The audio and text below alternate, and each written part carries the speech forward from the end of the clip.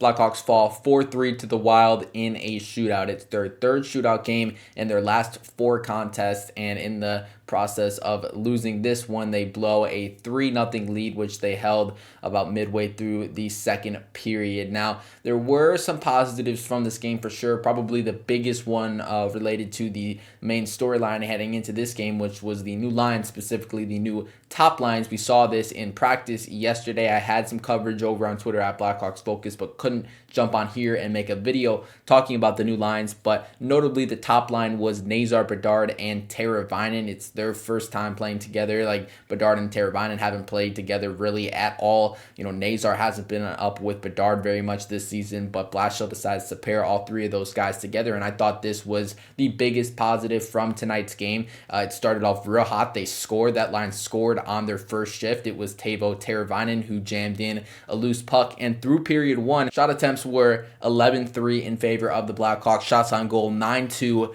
scoring chances 7-1, and high danger scoring chances 4-0, all favoring the Blackhawks when that Bedard, Nazar, Teravainen line was on the ice. It was a fantastic game for that line. They started off hot and they finished the game really well as well. In overtime, the Blackhawks got put on a 4-on-3 power play. Nazar, Bedard, Teravainen were all out there on the ice along with Tyler Bertuzzi, and they generated a decent amount of chances in that little last minute 56 stretch or whatever it ended up being. Bedard specifically had like 2 or 3 great shots on net. Wallstead was fantastic, really at the midway point of the second period. He really flipped the switch and was fantastic for the remainder of the game, and that carried into the shootout as well. He stopped all 3 Blackhawks shooters in the shootout. So Wallstead really kind of saved the day for Minnesota. Didn't allow the Blackhawks to build on their lead, put the game out of reach at all. And even though that top line for the Hawks played really well and generated a ton of chances,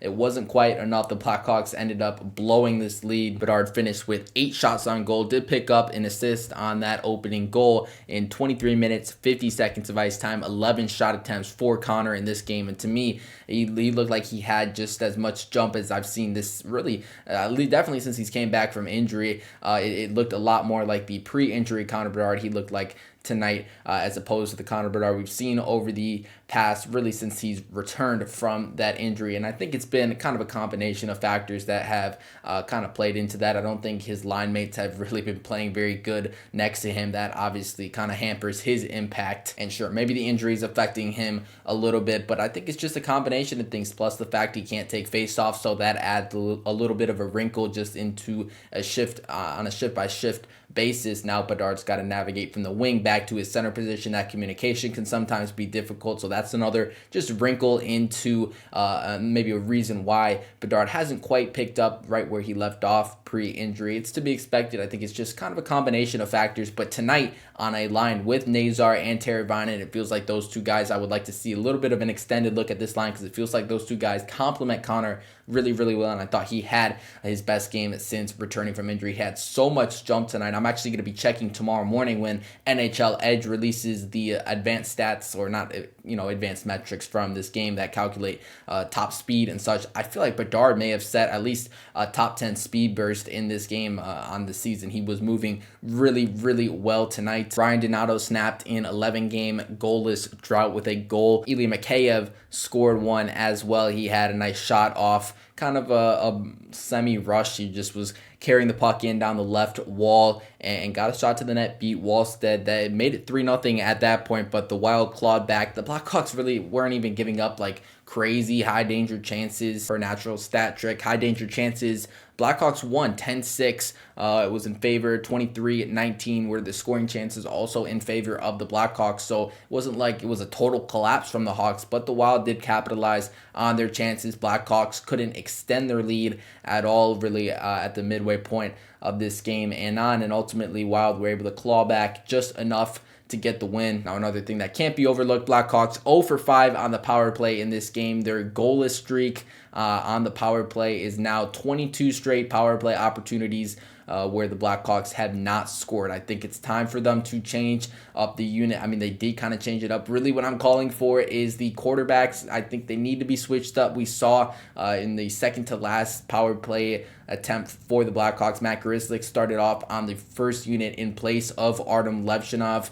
Now, I kind of have been advocating for Wyatt Kaiser to get a look on one of the power play units. I think he'd be perfect for either unit. Honestly, I'd love to throw him on the top unit, though I'm not sure that's the most realistic thing. But I think the Blackhawks are in need to change up their quarterbacks a little bit. It's just going to help them, in my opinion, just get a little bit more of faster play in the offensive zone, be able to move the puck a little bit faster. Artie can sometime, like Artie's I think he's a good power play quarterback. I don't know if he's a great power play quarterback, though Kaiser can just think at a little faster pace right now, which I think makes him a more effective option when you have Bedard, Nazar, Tavo, who are thinking one step ahead whenever they get the puck. They already know what they're going to do. I don't know if that's necessarily the case for Levchinov, but if you put someone like Kaiser that can make these quick plays, that can move a little bit quicker on the blue line as well, I think that's just going to create a little bit more chaos in the offensive zone and in turn create more chances for the Blackhawks on the power play. That's my little spiel. They did kind of shuffle the units before this game.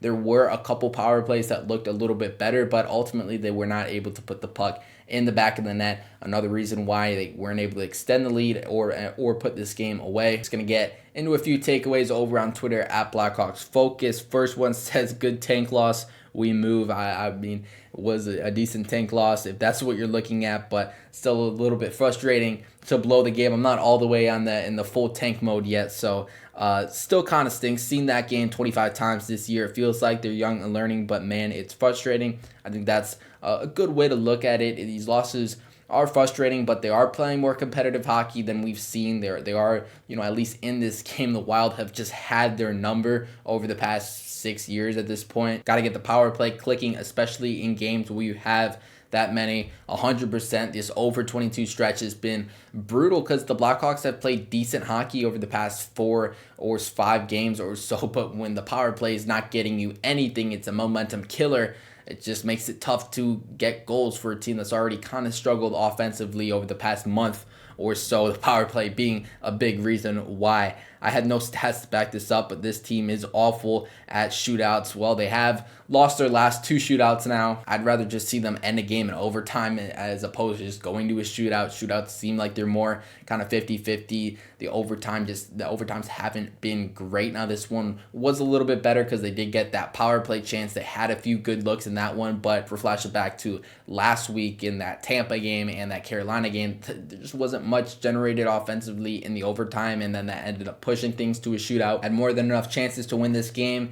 Just can't beat the Wild. Yeah, the Blackhawks now are the Wild are now 17-0-1 versus the Blackhawks, dating back, I think, to like 2019 or something. It's been a really, really rough stretch. They've completely owned the Hawks over these past 6 years. Blackhawks will shift their focus to Pittsburgh. They'll take on the Penguins in Pennsylvania on Thursday. That'll be the next game for the Hawks. I'm pretty excited because I don't know why, I just love when the Hawks visit Pittsburgh. I think it's because that's the Connor Bedard debut building, dating back to Bedard's debut. I wish I was doing this when Connor made his debut. That'd be such a fun game to cover. But so I'm kind of looking forward to that Pittsburgh game. Hopefully the Blackhawks are too, and they can have another solid effort and hopefully get a win versus a surprisingly good Penguins team. I'll see you on Thursday for the post-game recap after that one.